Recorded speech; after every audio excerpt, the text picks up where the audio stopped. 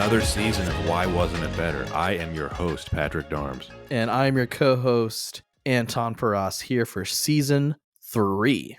Season 3. Anton, I'm so excited. We've taken a little recording hiatus, and I gotta say, I really missed our sessions. Same. The listeners won't notice, though. No, they will not. Yeah, we didn't even have to say that, but we did, because we like to keep the listeners somewhat informed. Exactly. I was on a bit of a vacation on my end. How was it? Also, it was good. It was relaxing. Did get sick though, which was not fun, but I'm on the mend now. And what a better way to cure your sickness than discussing another disappointing movie. Yeah, so this might actually make me violently ill. So we'll see how this goes. Yeah.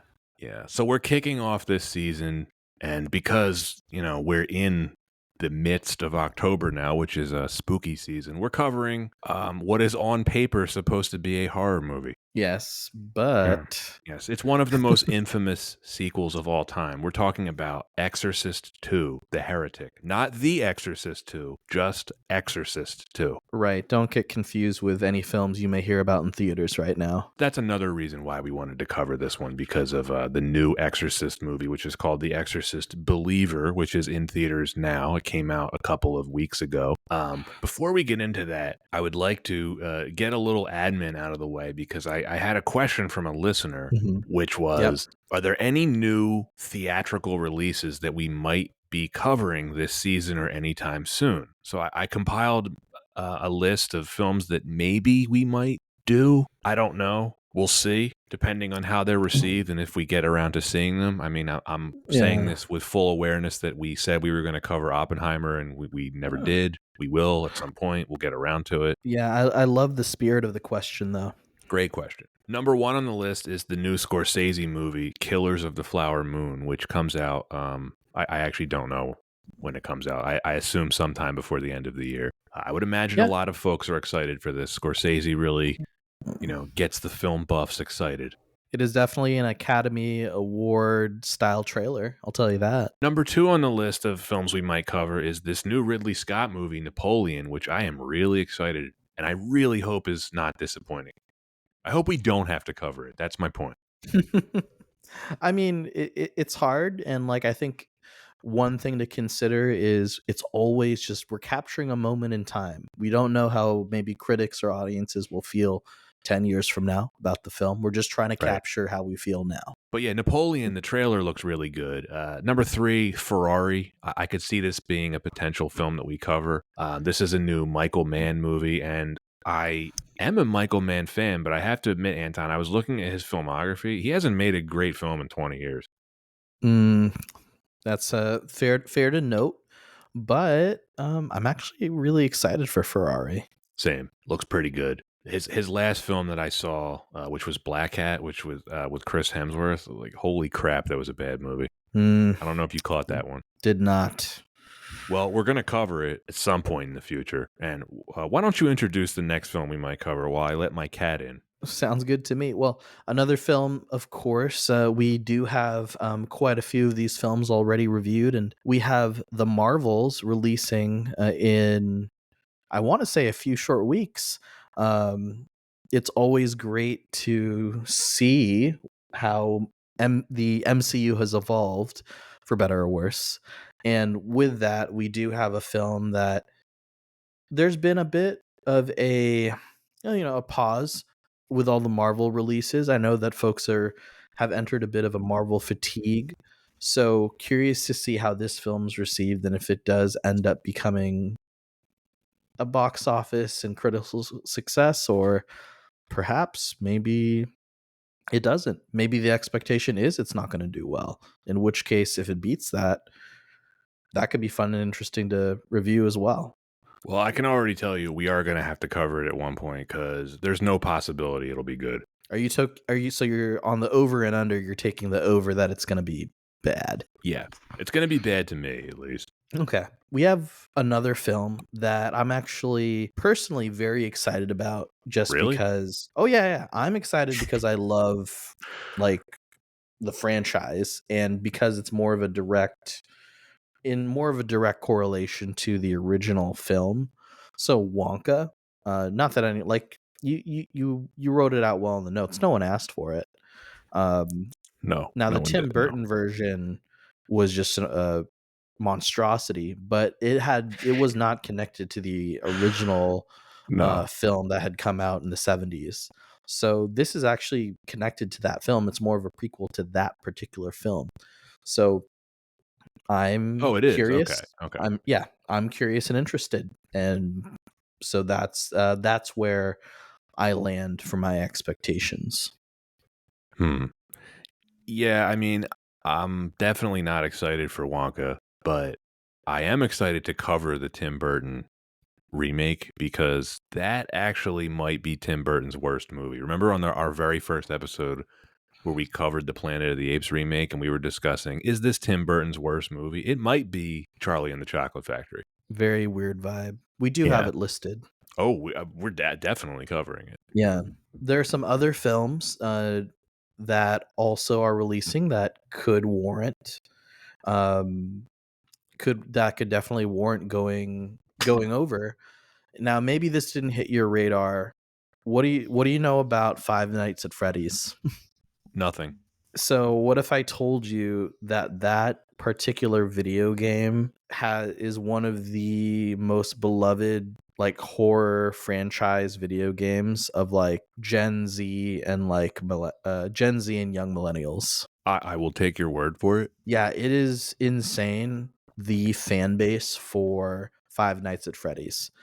And now that there's a film coming out, it would be an interesting to see like how does that match to it? Like I'm telling you, like there's such a culture around already, like streamers, YouTubers, and Five Nights at Freddy's like feeds a lot into that because of how much just the younger generation loved watching very popular YouTubers like Markiplier play Five Nights at Freddy's. So to see a film actually coming out like is a pretty big deal. Hmm. I genuinely have no idea what it is. Like I've never heard of it.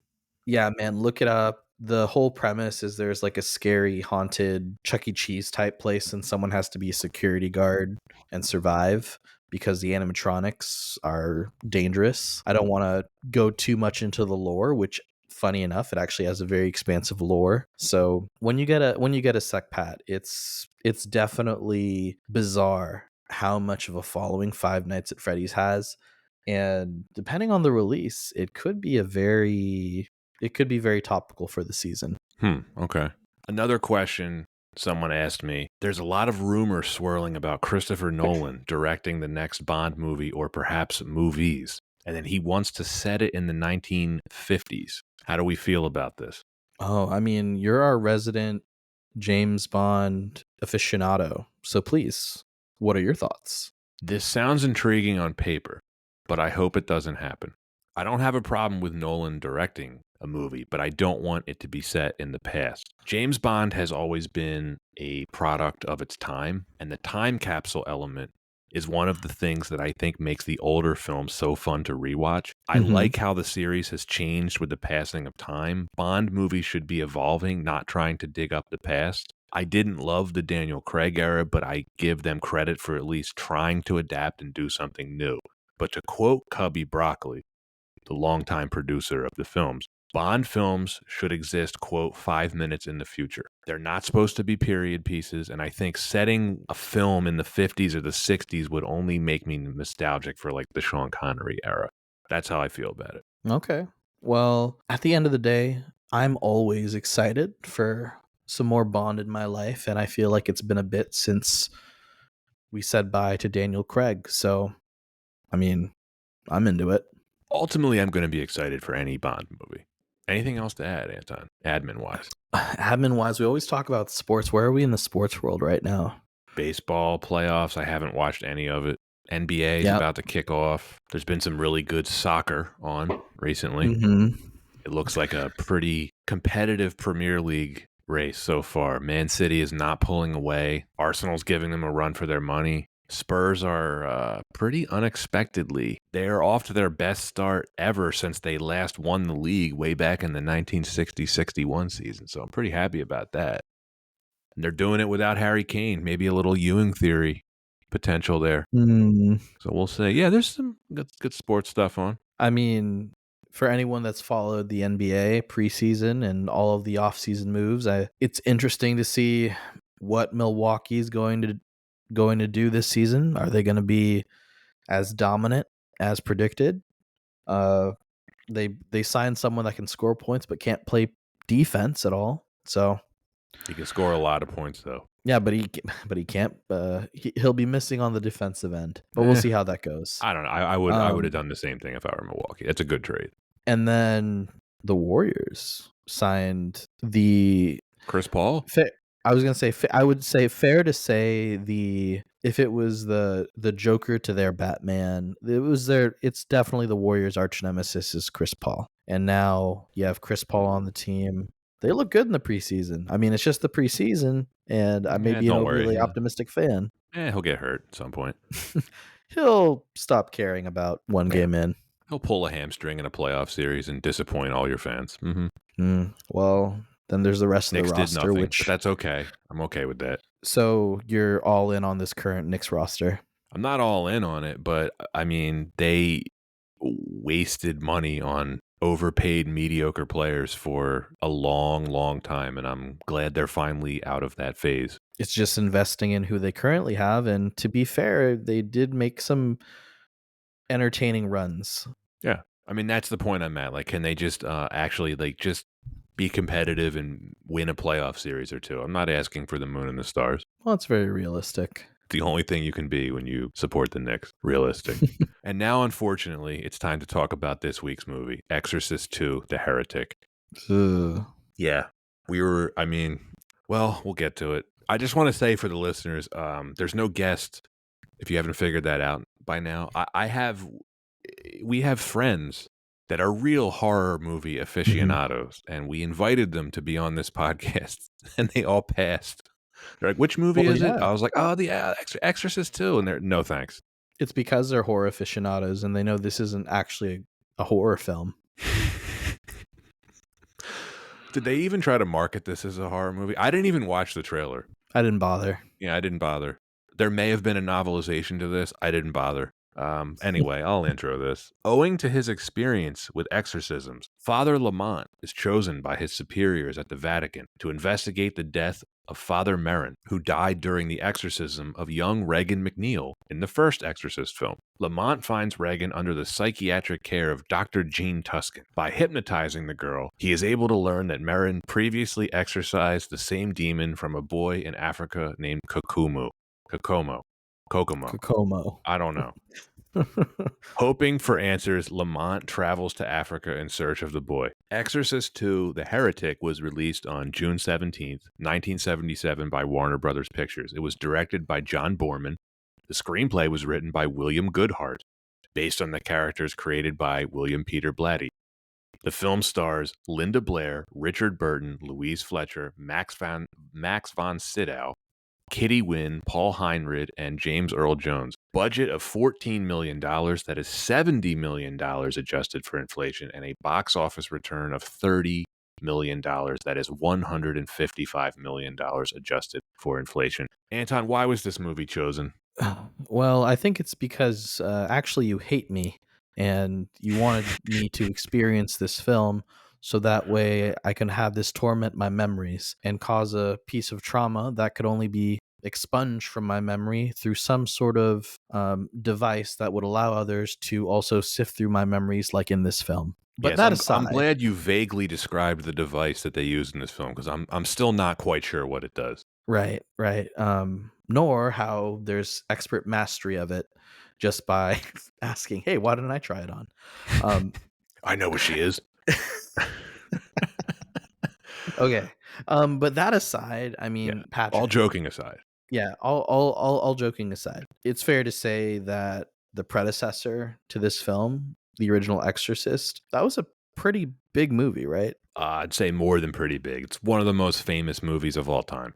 Right. And with that, once you have a film that not only is a horror film, is culturally significant by so many different levels, Academy Award nominated. So Oh yeah, those are only a few of the categories that we're touching on here that this film stands on. But on top of that, made a significant amount of money. The most commercially successful film ever released by Warner Brothers at the time in 1973. Adjusted for inflation, get this, it is still one of the highest grossing films of all time. I did not realize this until doing the research, but if you adjust the ticket price inflation, the original Exorcist is the ninth highest grossing film of all time in North America at 1.1 billion. It sold 110 million tickets. Just to give you some Mm, perspective, the US population in 1973 was 211 million. jeez. That's how big it was at the time. Like that, like folks, like that is insane to Yeah. think of. And especially a film like that having such a resonating Yeah. An just R-rated horror connection. film? No one saw that coming. No No. one. No, it was really what you'd call the first prestige horror film. The original Exorcist, it's been ripped off and referenced so many times, it's probably impossible to Mhm. quantify. Right. It's, I mean, so many visuals, the music, the premise. Oh, yeah. It's Uh, iconic. yeah, and even just on that, the fact that it really does play on so many different subjects that resonate with just people on a core level, it's just fantastic. And that brings us to the sequel, this movie that we're covering. It's one of the most infamous sequels of all time. It's considered one of the worst sequels of all time. And that's why we're covering it. And, it is October. So even though I don't think anyone would find this movie remotely scary at all, that's why we're covering it. And for whatever reason, that's why we chose to open season 3. I think about it more. It's probably a great decision to open the season with this because this fits the bill for our podcast, and it's a home run in that sense. But in every other Oh, yeah. sense, it struck out. Directed by the talented John Borman. He's done some pretty famous stuff. Deliverance is one of the best films ever, and then Yep. Excalibur is a really well-known King Arthur adaptation. And the point I'm bringing up Borman is he was no slouch when it came to replacing William Friedkin, who did not want to do this film. And we'll get to that a little bit more in the production history. But Mhm. the hype for this movie was huge. This would have been one of the most highly anticipated sequels of its era. And this is when an era when sequels, they probably weren't as big of a deal as they would become, especially for the horror genre. But Linda Blair was returning to the role of Regan. That would have been a big deal back in the 70s. She was a household name back then. Her career wouldn't really go anywhere after this. She went through a lot of personal struggles that, we don't have to go into. And then, of course, the most famous actor in this film, Richard Burton. If any of our younger listeners don't know who he is, think of an old school Russell Crowe. He is one of the most acclaimed actors of the 20th century. He's in the pantheon of all-time greats. If you Google like greatest actors of all time, his name usually pops up. He's given some truly legendary performances. And if you haven't seen any of his work, check it out. I'm talking stuff like Beckett, The Spy Who Came in from the Cold, The Robe, Cleopatra, Who's Afraid of Virginia Woolf, and one of my all-time favorite movies, Where Eagles Dare. Died pretty Yeah, young, a long time ago, but yeah, great actor. and you get a sense of that Shakespearean depth in the film. I mean, we'll talk about his Eh, performance, but no, I mean, I was gonna say, but listeners, when you watch the film, just know that yeah, Burton has a bit of a reputation and gravity to his career. So very interesting to see him included in the film. Definitely not a slouch. no. And then one of the other well-known, well, sort of well-known, Louise Fletcher, who plays Dr. Tuscan, she was coming off of her Oscar-winning performance in One Flew Over the Cuckoo's Nest.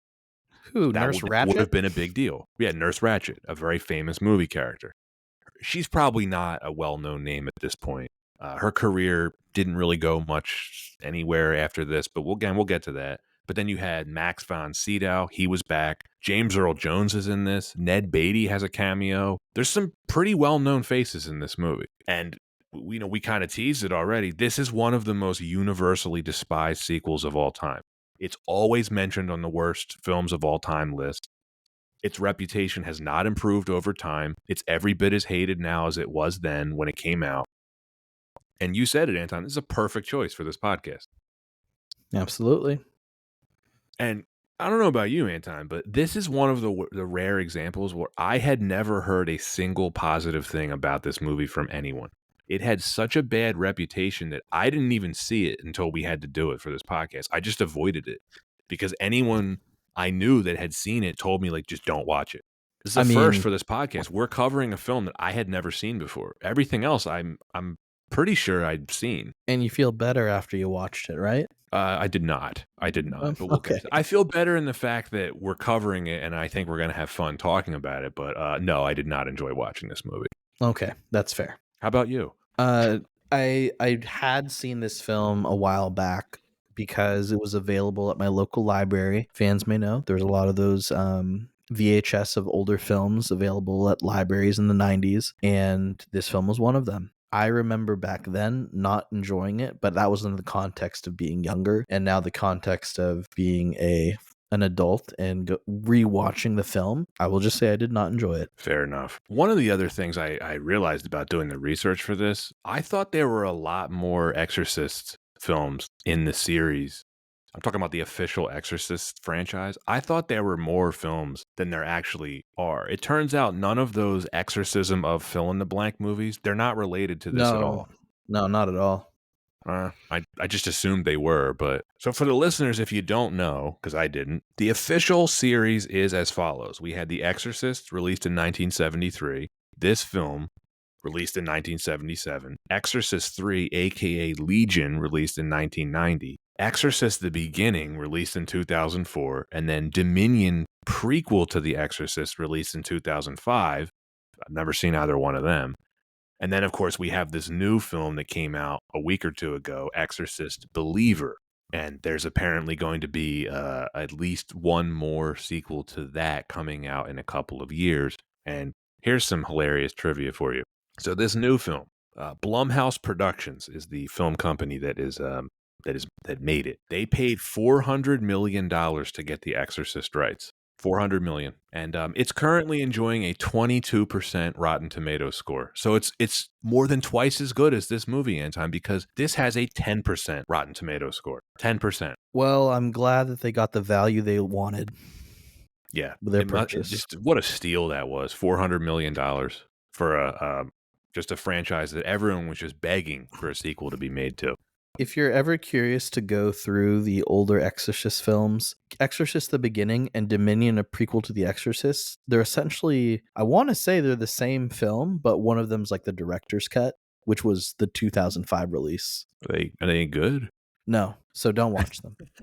But Exorcist 3 Legion, Pretty good movie. that was good. That was actually Yeah. William Peter Blatty returned. He'd written the novel, put in Yep. a lot of thought, and was very heavily involved with that film. So that was actually one I'd Yeah. highly recommend. Not only did he direct it, he wrote the novel.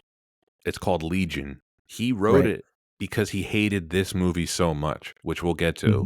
Mhm. He had nothing to do with this movie that we're about to cover. And then, Yeah, did you ever see the official TV series called The Exorcist that ran on Fox for 2 seasons in 2016? I did not. Me neither. I like how we're just bringing up all this IP and we're like, well, we didn't see that, but We didn't see it, but there's a lot. I mean, there's a lot there. Maybe our listeners are like, I do remember seeing that 2016, 2017 series. yeah, I don't know. It's about a pair of exorcists who investigate cases of demonic possession, which probably shouldn't surprise anyone. So it probably should have been called The Exorcists, since it's about 2 of them. My point is, The Exorcist is not what you would call a flagship franchise. You basically have the original film that everybody loves, and then you have everything else. Even though the third one was pretty good, I don't think it's a classic. Anton, do you like horror movies in general? I do. I definitely personally I really enjoy horror films, and I think that they're able to reach into different parts of the mind that other films can't. And I've talked about this before.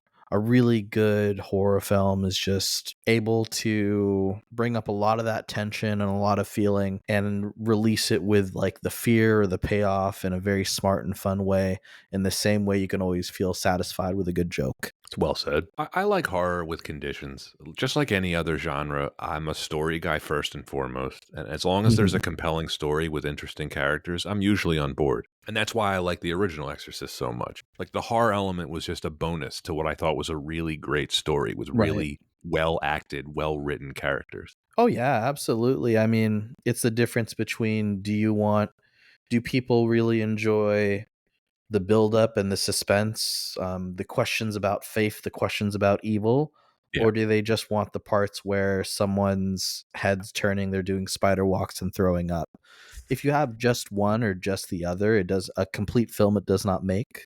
right. So you need to have a good balance, just like any film. And so a great horror film, in my opinion, should touch on both.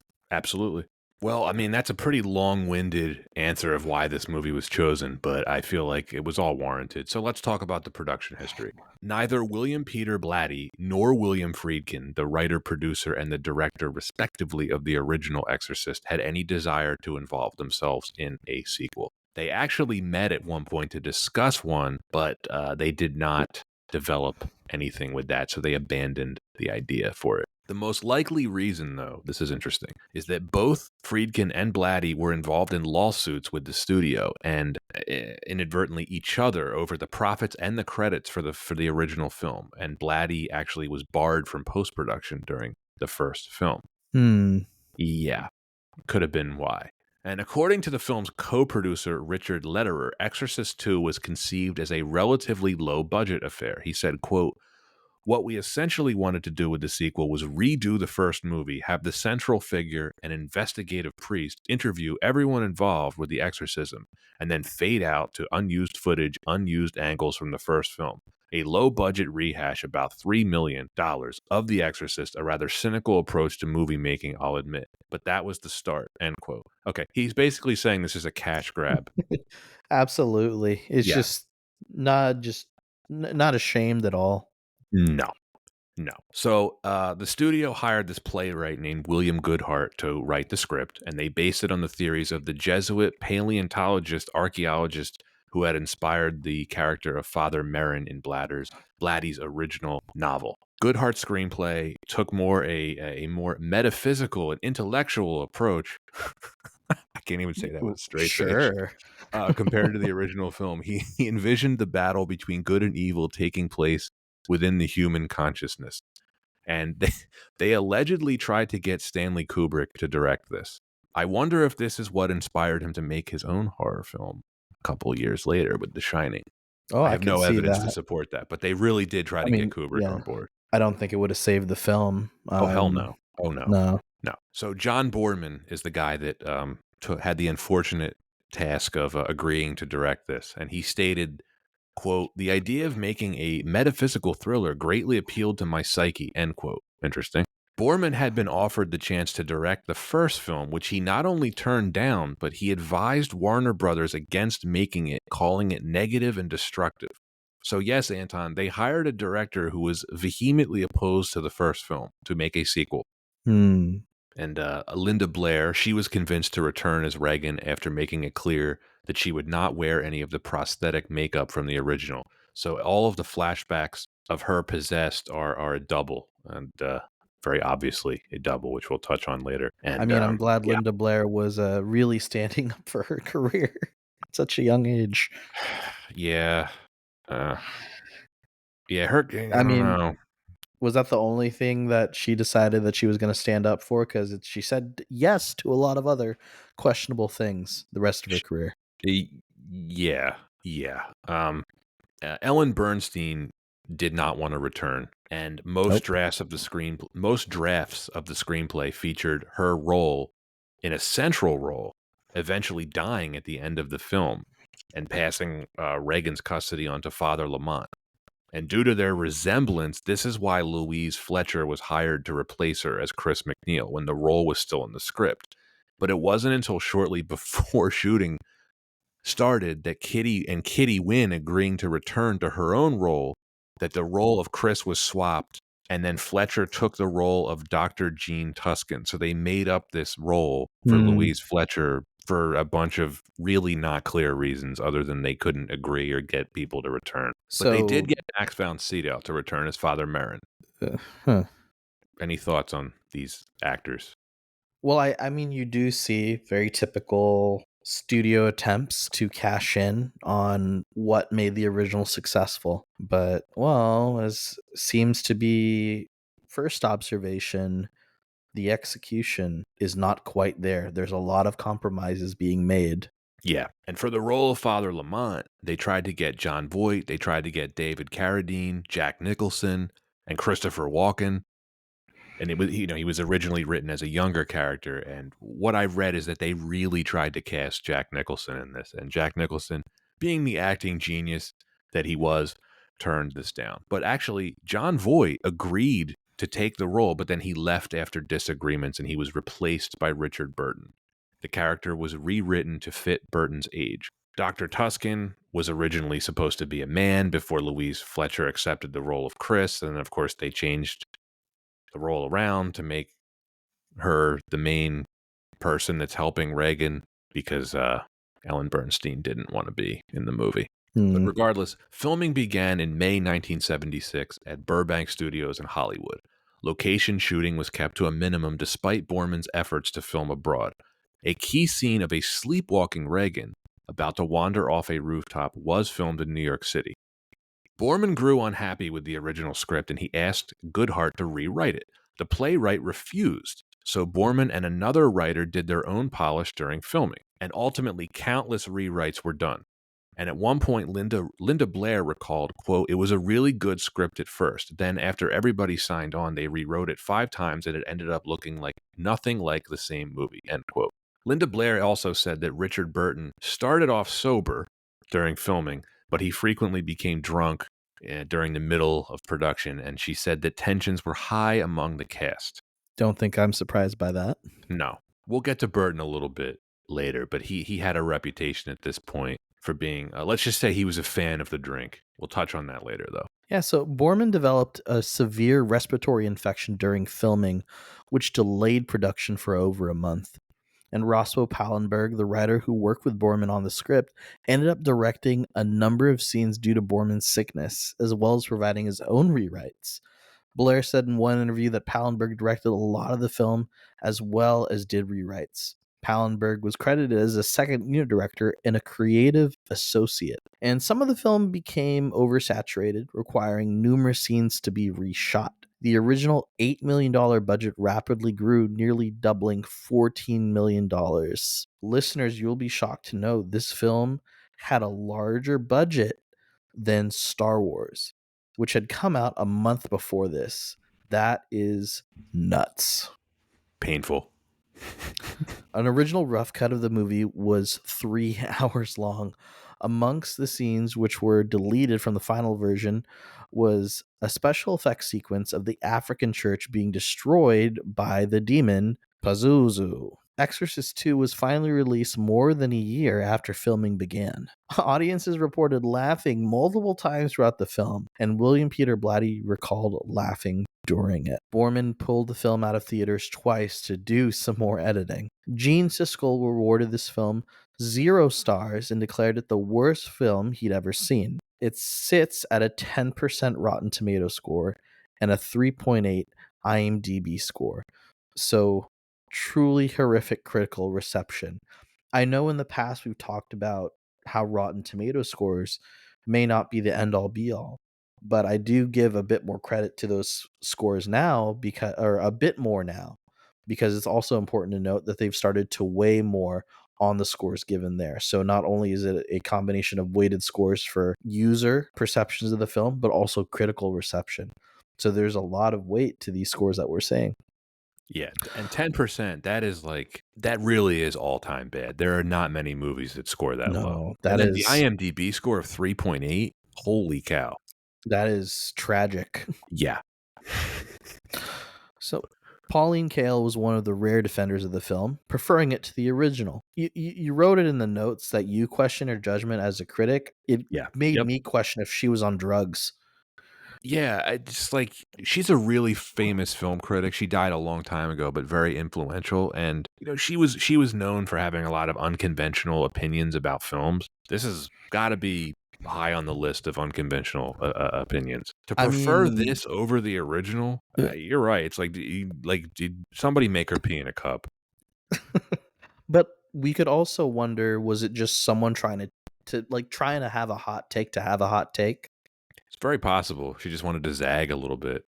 get some attention? Martin But Scorsese, of all yeah, people, gave a half-assed attempt at trying to praise this. He has some interesting comments about it. if you see a lot of those films, Yeah, yeah. At the same time, listeners should know Scorsese, was good friends with John Borman, so yeah, everyone knows somebody in Hollywood. And the film did enjoy, a strong opening weekend at the box office. It did make its budget back, but but it made but but it earned nearly 200 million less than the first film. yeah, Negative word of mouth aside, this came out around the same time as some very, very big films.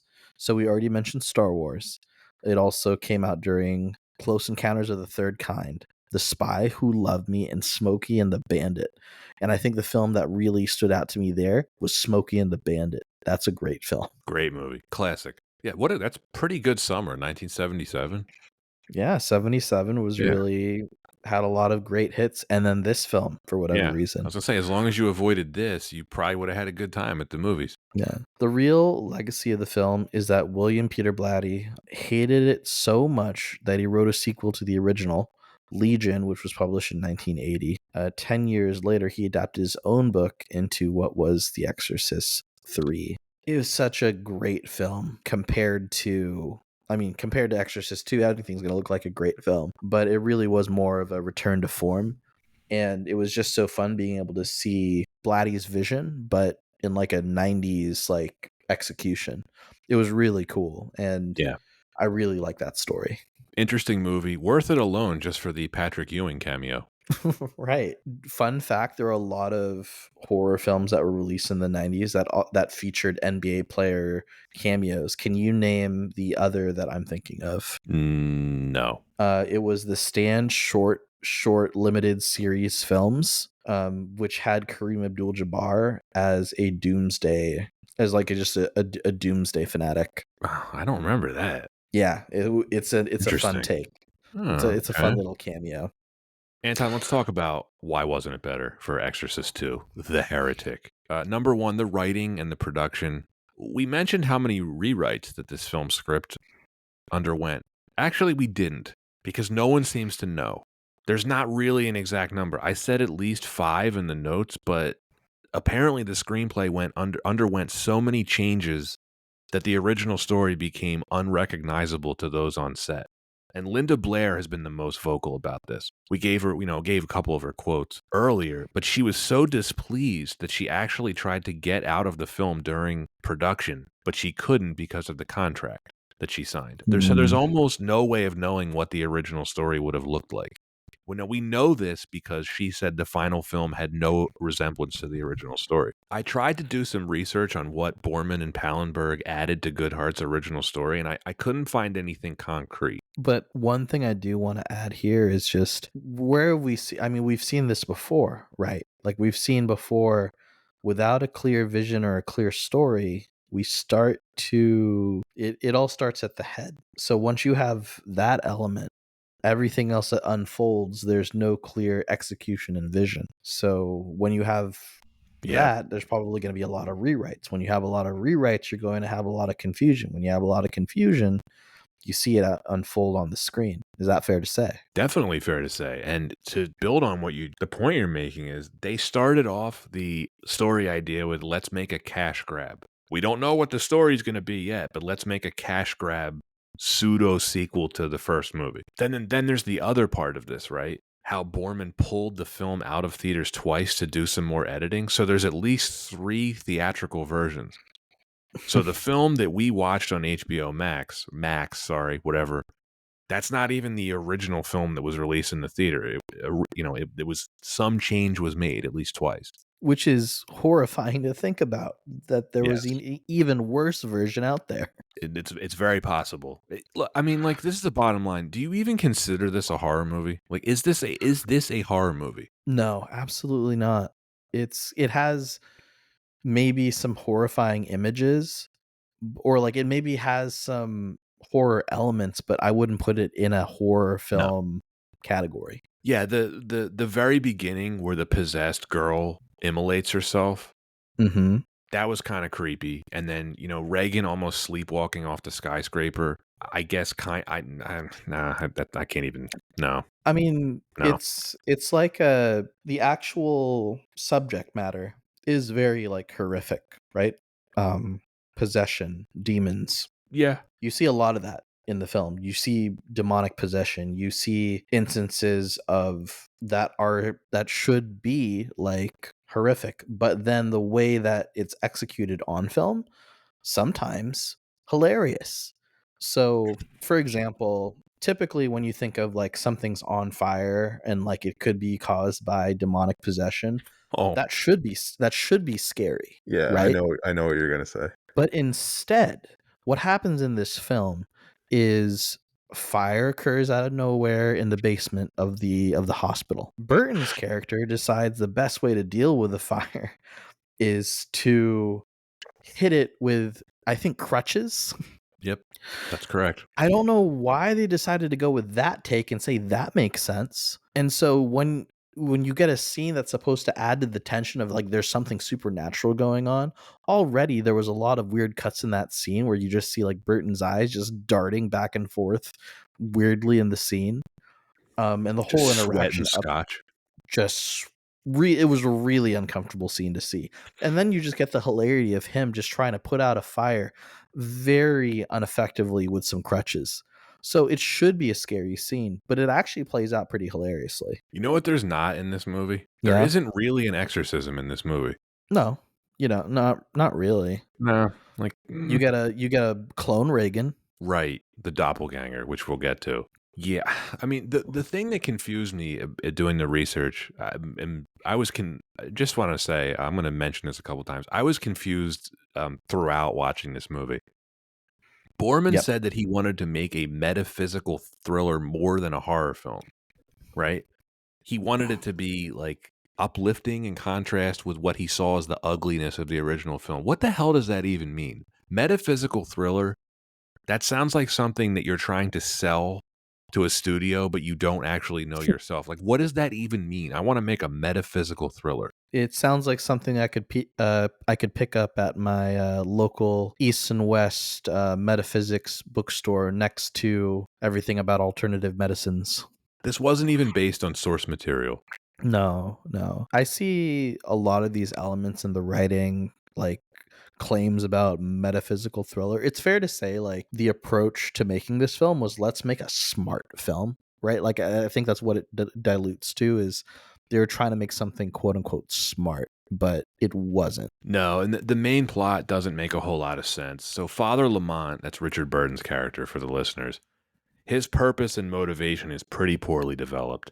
And then you have this science fiction-y sort of machine thing that they're using. It's this like hypnotic Vulcan mind meld thing that they connect to Yeah. Reagan and someone else. It's inexplicable. And especially when you're throwing that into this supernatural demon possession thing that you have going on. But I don't like what would you describe the machine as? Because I wrote down in my notes, it's a complete contrivance. A huge chunk of this movie it deals with this psychic metronome hypnosis machine thing, which it puts the doctor and patient into like a trance and it allows them to read each other's minds, but it's portable also. You can kind of take it anywhere with you. And it's Right. like And sometimes it works immediately and sometimes it takes time. It's just a total contrivance. it's very like pseudoscientifical, right? With if you attach like a headband with a bunch of electrodes and wires connecting that to like a larger machine, and then there's no they don't dive into any instructions, Was there like right? a Like, user oh guide that it comes with? no, Like how did they know but how to use it? and that's why I was so like when you get a Burton's character or Father Lamont's character just like jumps in like, oh, I can save her, I know where she He is. just immediately knows what to do. I've never seen one of and these, but I know what she is. and it was just bizarre because it just like it's another element of the film where you think to like already I'm like, this is definitely not the original film, and this is hard to follow. But there's just that is one area where it's like I'm not going to suspend belief for a second that this machine makes sense. I wonder if it was just a 1970s thing, if there was like an obsession with psychic stuff back then, because it's not a 70s movie, but it came later. I was thinking this type of like pseudoscience, supernatural stuff has been done better. I'm thinking about the movie Poltergeist. If you Right. remember, like in that film, there's like they get they think the house is haunted, and they get like paranormal investigators to come in, and they have like these devices that can detect supernatural stuff. And they did the same thing in like Ghostbusters. So maybe it was related to that, but I don't know. And I think that is where you can see without a clear vision for, or even a clear understanding of what they made the original film successful, which I'm not even saying like you have to do the exact same kind of film, but I think it comes down to like the core elements of like what makes a good film. So in preparation for this film, I wanted to find like a quote from, you know, well-respected directors, and I couldn't think of anyone better than one of my favorites, Alfred Hitchcock. Alfred Hitchcock. You know, quote from Alfred Hitchcock: "The formula for making a picture is to find a single problem which is sufficiently enthralling to hold the attention of the people who are watching the play unfold, and yet not sufficiently difficult to demand uncomfortable concentration." So when you think of that, you can have a concept like demonic possession, the questions of believing in faith, believing in evil, and have it in the first film, and it's a very abnormal like concept that, because of the way that it's written, makes sense, because it's just unfolding in a way that's natural and written in a way that doesn't need you to make a lot of jumps in logic to like try to figure out. But when you have this film where you're starting to layer in a lot of concepts, it makes me think, one, they didn't really understand what should they focus on as kind of the core problem of the film, and tried to maybe throw in a bunch of intellectual concepts, theories about, oh, like telepathy is really popular right now, let's throw that in, maybe that helps build this universe a bit more. It doesn't really lend itself to like what the core concept of like the series is, which really should be possession. No, that's a good quote you have there from Hitchcock. And like you're so right. Like also like what's the threat in this film? Like what's the conflict? It's not incredibly clear. It's not. I had no idea what was going on for like entire chunks of this movie. I was rewinding scenes to try to piece things together, but I still came away unsure about the plot. I I think mean, I even texted you a couple times. Like, does this make sense to you? no, and like even in the beginning of the film, when you're introduced to Reagan, she seems fine. Yeah. I had that. Yeah. Like, what they're trying to dig up memories of the events from the first film. Like, why? She has a normal life now. She's living in this like baller ass apartment in Manhattan with her caretaker, who I didn't even remember from the first film. Apparently, she was No, I didn't even know that, played by Kitty Wynn. No idea. But like, and then Lamont, he learns that Pazuzu attacks people who have psychic healing abilities. mm, I must have missed the part in the first film where Reagan develops telepathy and she has the ability to heal other people psychically. That actually wasn't in the first film at all. it was not, and it No, was so contrived and just so like, again, very pseudoscientific slash like metaphysical BS. it's a very strange thing to include in this, and it was so out of left field. It messed with my own memory because, like in the middle of this film, where they established that Father Merrin, he's the guy Max von Sydow, and I guess he is the heretic. I guess, but when they said he was this priest who belonged to a group of theologians who believed psychic powers were a spiritual gift, and that people like Reagan and Kokomo were like forerunners of this new type of humanity, I'm like, wait a minute. I was like, I don't remember this at all from the first film. No, So I no. paused the movie. I took out my phone and I was like looking up the plot of the first film because I hadn't seen the original in a while. And I'm like, oh yeah, this is not in the first film at all. It's not in the book at all. It has nothing to do with The Exorcist at all. It's insane because you had a very clear and easy concept in the first film, right? Like when I think about, okay, there's something clearly wrong with this girl and like her family is concerned. Everyone can relate to that, whether or not it's like demonic, something demonic, and there's like an evil demon causing it. That's actually the second part of it where people can with their own faith resonate and say, wait, I know about this is something that's scary, like that ties me in more. When you start to add these other elements of like trying to develop telepathy or like actually in this greater universe there's something about like spiritual healers and we need to go on spiritual journeys to identify like to take down this greater spiritual evil. I see that as more of just like a distraction to that takes away from something that's way more interesting, which is essentially like things like concern for a loved one. That's something that easily resonates and translates. But there wasn't even that in this film, was there? No, you had you had Louise Fletcher's character, Dr. Tuscan. She was like kind of the stand-in for Ellen Bernstein, but it doesn't really track because again, she's just like her psychiatrist, Right. but she's like, is she a patient in that facility? Because she leaves the facility later on, which I'll get to. But like, I I really apologize to the listeners because, like, Anton, like, we really tried to understand this plot so we could digest it and maybe explain it for this episode. But But it's I was just hard. genuinely confused by all the It's things that really were happening. hard.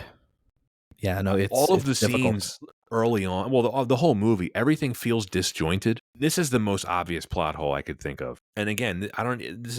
They should have just never made the movie based on this alone. So Father Lamont, he's tasked with finding out what happened to Father Merrin, right? Okay, that's understandable. Hmm. The people at the I almost said the Pentagon, but the Vatican.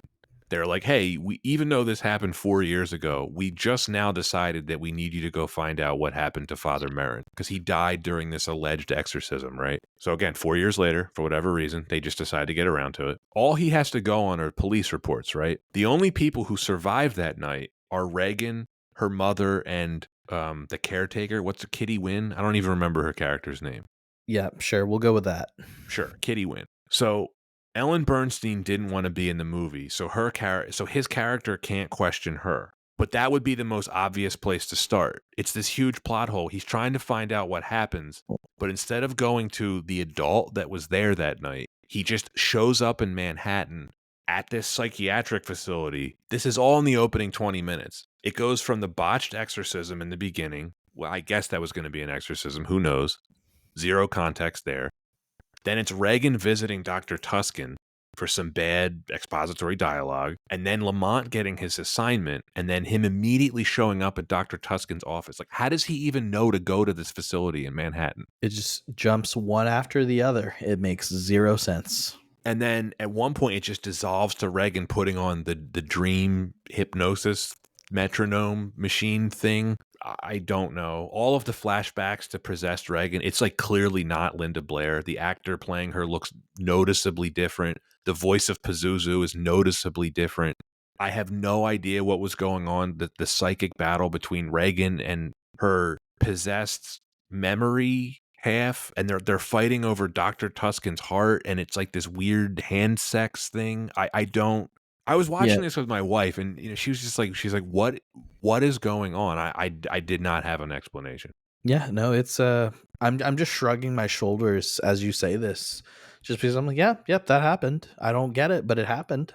Can you at least answer this part? So like it's a suppressed memory, right? But Right. it's like actively alive in the moment. And then so Pazuzu is still in Reagan. So the exorcism in the first film, when Pazuzu gets transferred to Jason Miller's character, right? And then he gets possessed Yep. and he throws himself out the window. So it never Pazuzu didn't leave Reagan? That's what they say with this film, which doesn't make sense. No. And then, of course, Reagan never really uses her telepathy powers to do anything other than like draw pictures of a fire. And then Father Lamont interprets that as there must be a fire in the building, but that's never brought up again. She never does anything like No. that again. And then we can't talk about this movie without talking about the funniest thing in it. So, listeners, if you take it upon yourself to watch this turd of a movie, at the 25-minute mark, Richard Burton has this line where he says it's horrible, utterly horrible and fascinating. And I guess he's breaking the fourth wall. He's staring into the camera for several seconds. Hilarious. I have no idea what's going on. There's a lot of shots like that, but that one in particular, you're like, what kind of are they going for an artistic angle here? Couldn't tell you. Oh, There's well, there's parts of the movie where he's literally wandering around Africa looking for Kokomo.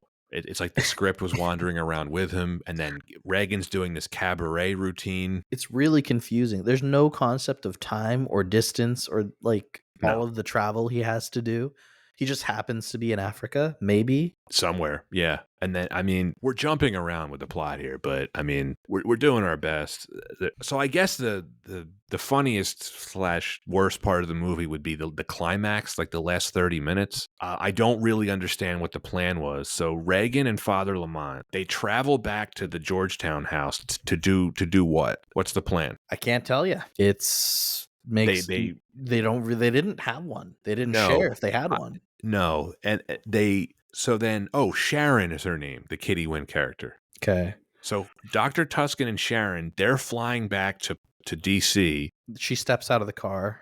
Right. And then Reagan and Father Lamont, they go back to the house from the first film, but we don't know to do what. The house starts tearing itself apart, and then he slaps her around a bit before he pulls her evil doppelganger's heart out through her stomach. Yeah. We're not kidding, folks. We are seriously at a loss for words at how confusing this film was. It's one of those situations where I've only seen the movie once. Under normal circumstances, I would have gone back and rewatched it a second time to try to piece it together. And because usually, I watch these movies twice, right? I watch it once with no notes and just paying attention. Then I watch it a second time to take notes. I could not even bring myself to watch this again.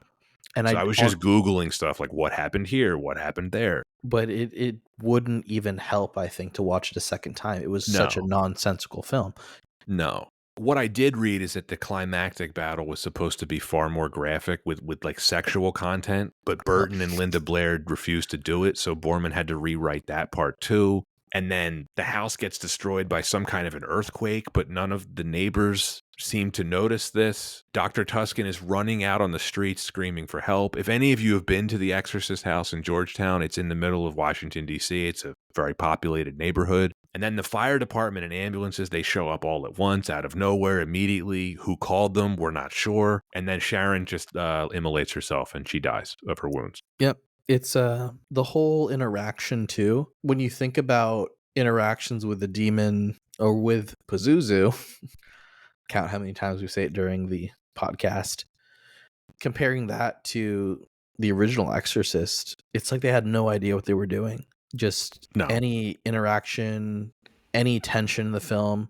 I mean, we're going to talk about this, any dialogue in the film. Oh. How did that work?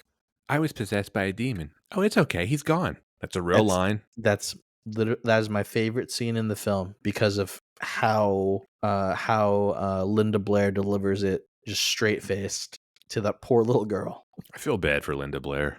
Her career, this movie messed up her career. She was never the same after this. And you get some great Richard Burton dialogue. I was face to face with the evil that's inside her. Your machine has proved scientifically that there's an ancient demon locked within her. You've got to fight that demon inside her. It's preventing her from reaching full spiritual power. Dr. Tuscan at one point says, I'm going to DC. I'll be back in a few hours. A few hours from New York City? Yeah, what? Dr. Tuscan, too, I don't know if you noticed this, it just kept downplaying the importance of her mind reading spiritual connecting device. She's like, yeah, but I just made this simple thing. It's not a big deal. I just think it's funny how it was so portable. They like take it with them. Yeah. Hey, it needed to be some sort of device. They're like, how do we make this work? Let's just make a invention. Look, if you need help getting through this movie, take a drink every time Seven says Pazuzu. Yeah, it'll help you so well because you're just gonna black out.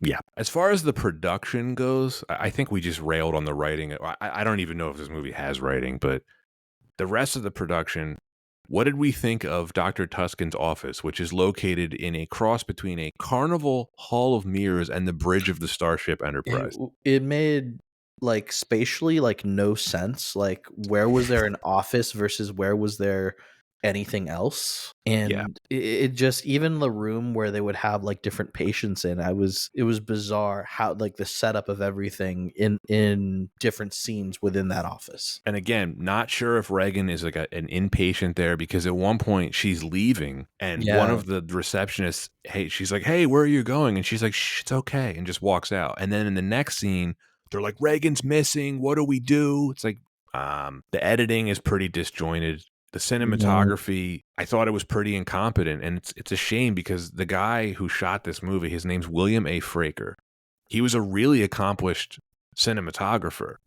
He shot stuff like Rosemary's Baby, Bullet, Heaven Can Wait, 1941, War Games, Tombstone, Street Fighter, pretty high profile stuff. Yeah, and it's not like they didn't again, it's not like they didn't try to I think they did try to take, like, an artistic I said this before, where they wanna make a, quote, "smart film," and then maybe they wanted to take artistic vision. Like, for example, you get a lot of scenes from the perspective of a locust showing you through Africa. Remember that? I mean, it's very clearly shot on a set. And it's not very well either. I mean, No. one of the most confusing scenes for me was the exorcism scene that was in between mountains, and Oh, you mean when they're climbing up and that the only way to get to the temple is to do some kind of Legend of Zelda climb? right while you're doing the exorcism in while climbing kinda thing? It was just very confusing. My wife just entered the room. Baby, we're talking about Exorcist II. How much did you enjoy that? Okay. Yeah. Really enjoyed it. Is that what we're 2 thumbs up? She sat there through the whole thing and she likes a lot of horror movies, and by the end, she was kinda like, "Can you just let me know when you're gonna watch something like this again?" Because I don't wanna be involved. Yeah, I mean, I tried to warn her. I was like, "This is supposed to be one of the worst movies of all time." Yeah, I mean, I hear you about they were trying to do some artistic stuff, but I don't know. Again, very poor execution. Yeah, pretty disappointing from John Boorman, and it really makes you wonder. So he got sick, right? And he was just absent, and this guy, whatever his name was, ended up filming a bunch of scenes. I wonder how Mhm. much of that he actually filmed because it seemed like there was not a professional on set for a lot of this stuff. I mean, one could maybe chalk it up to because it's a bit of a mishmash of ideas and there was it was a cash grab right by the studio.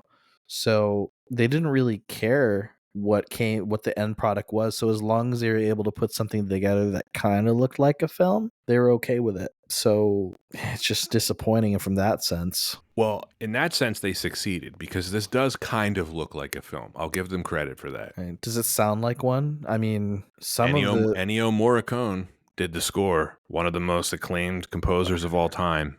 I was not a fan of the Nope. score. No. No, nothing. No.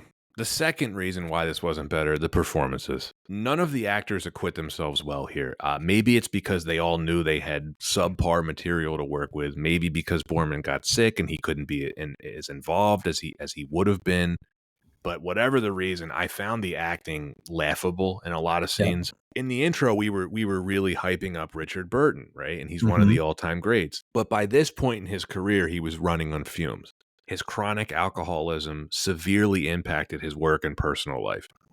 And according to his biographer, Robert Sellers, quote, at the height of his boozing in the mid 70s, he was knocking back 3 to 4 bottles of hard liquor a day, end quote. And it thinking about how old he was, during filming, I was shocked because he looked really bad for his age. Yeah, he was only 51 during the filming of this. Yeah. Yeah, he passed away in 1984 at only 58 years old. Tragic. Yeah, it really is. Yeah, again, we said this before, but like, if you're not familiar with his work, go out and look him up because he really is a legendary actor. And it's a shame because an actor of his caliber really could have Mhm. elevated this film, but he doesn't. He wasn't the first choice. He wasn't the second choice. It's unclear if he was even familiar with the material that he was acting on. Burton is acting every scene like he's stuck in a parking garage and he can't find his car. He seems completely lost. He's wandering around. You can see him visibly losing interest with each scene. And like I said, he is sweating scotch. Like he is sweating Oh, the yes. entire film. And it's just because you get a lot of close-ups in this film, there's a lot of cuts where you can see that look in his eyes where it's just like he's not here right now. Like he is not having a good time. He might have been possessed, for all He we might know. have I mean, Oh wait, isn't his character possessed at one point when they're like on the bus or whatever? oh, maybe Yes, I vaguely, think yeah. I think he is. I don't know. By Um, Pazuzu? sure.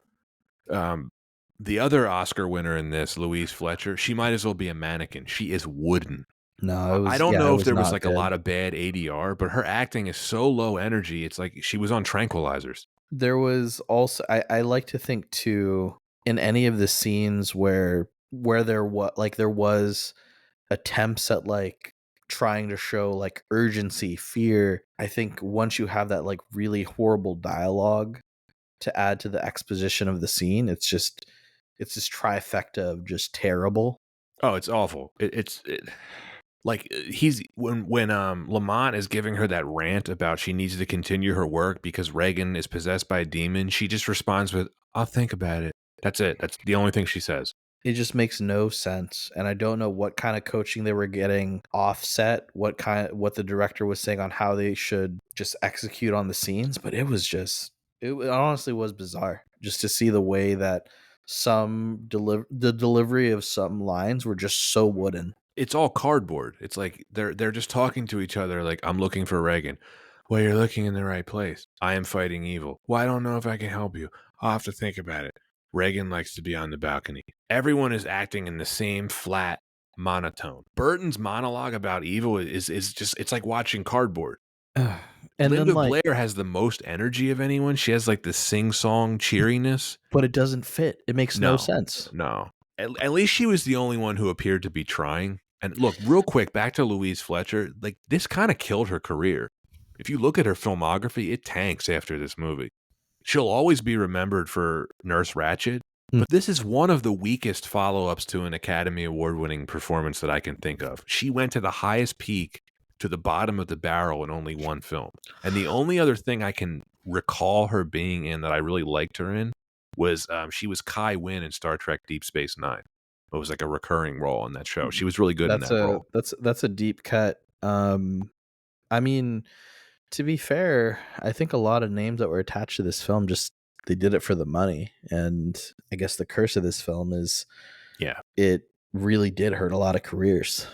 Yeah, I mean, like Burton was, we already mentioned what his issues were. Linda Blair really never was anything famous again after this. Yeah. I mean, just bad acting across the board. My favorite bit of bad acting, though, is anytime that they're hooked up to the hypnosis machine, the way they're like hilariously slowly blinking their eyes and pretending to be in a trance. It's really funny stuff. I'll post that on our Twitter account if I can find a good YouTube clip of it. We haven't even mentioned James Earl Jones.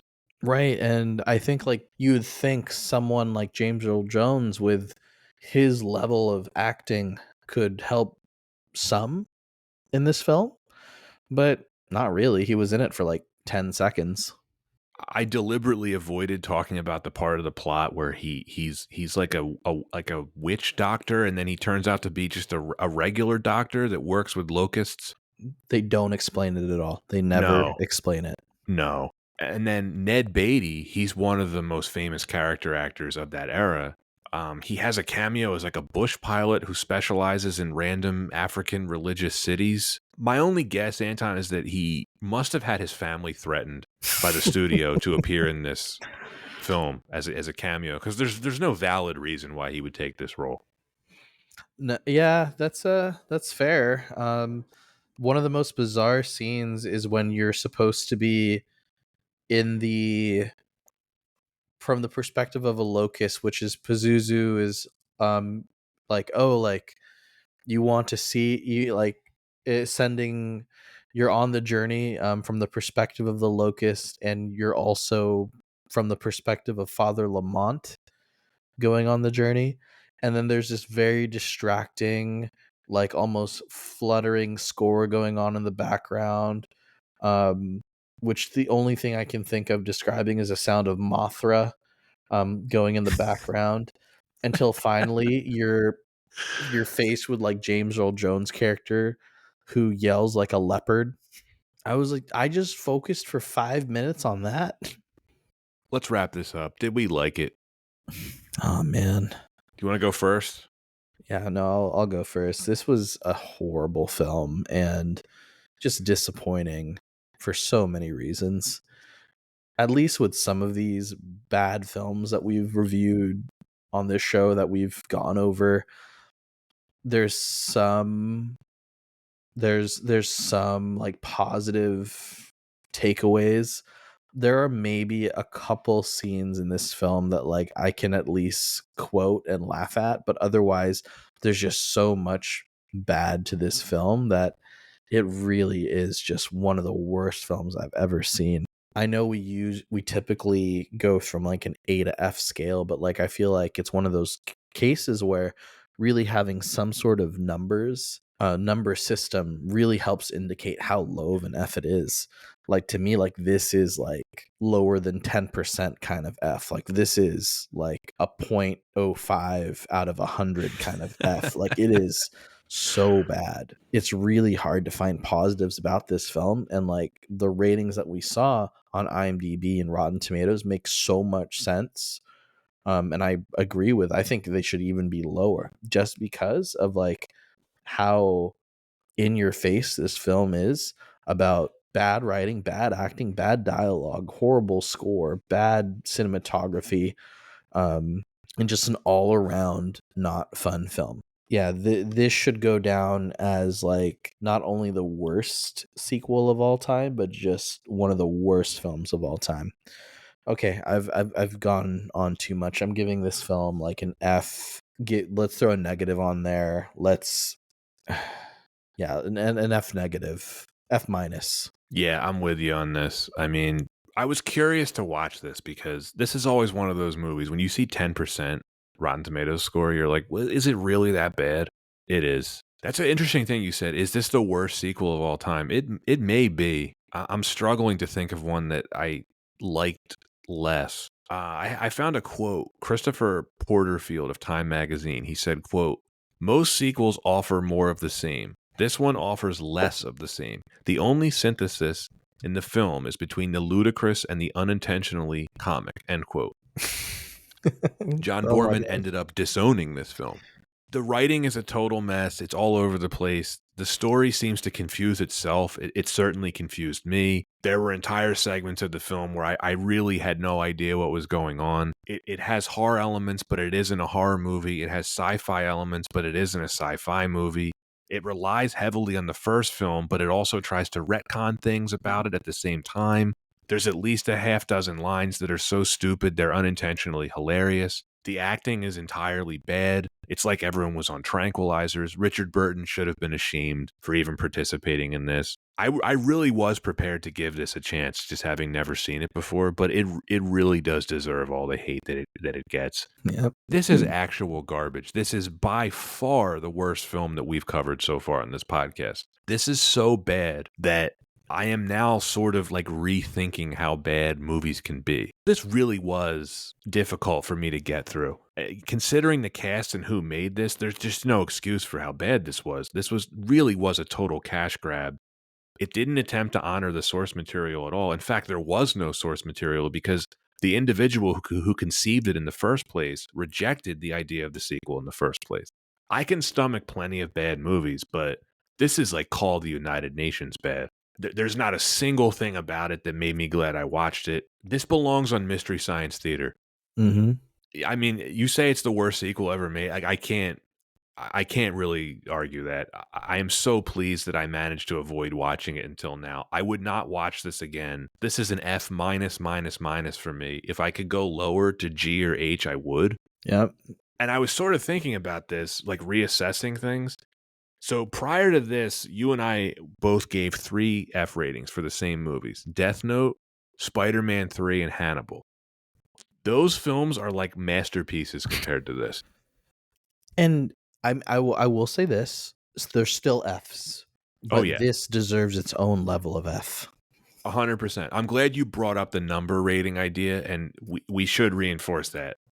Death Note, Spider-Man 3, Hannibal, I would give those like kind of like letter grading in school. Those are like 50s, 40s maybe. This is the 10% Rotten Tomato thing is completely appropriate. Right. So that being said, we both hate this movie. Are we interested in seeing the new one, Exorcist Believer? I am not. No, I'm not. But I will end up seeing it just because I do enjoy horror films, and it's actually discounted right now at the drive-in theater by my place. So why not? So you're going to drive somewhere and pay money to see it? It's only $5, and I can eat a burrito in the truck while watching. So, All right. Well, huh, you let me know how it I'll, goes. I will. It's my expectations are very low, so I don't think it does not it does not fit the criteria for our podcast at all. It's just I know it's No. going to be bad. No. I don't know a single person that's excited for a new Exorcist film. It's just that they paid 400 million for it. That's amazing. That is, hey, good for Oh them. man. I mean, Yeah. are they gonna? I mean, are they making money? Kind of. Right Mm, now in the box office, the budget listed was at 30 million for the film, and right now, as of today, they're at 45.1 million through the box office. So they haven't made money yet. they haven't yet, and plus they haven't even talked about what their marketing push has been. So Well, keep in mind, so they have to sort of double their investment of 400 million to right, break even. they still have that.